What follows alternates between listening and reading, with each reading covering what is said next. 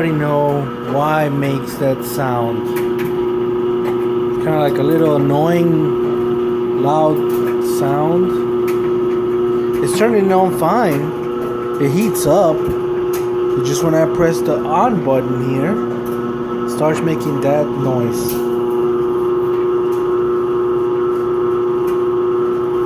I don't know what's going on.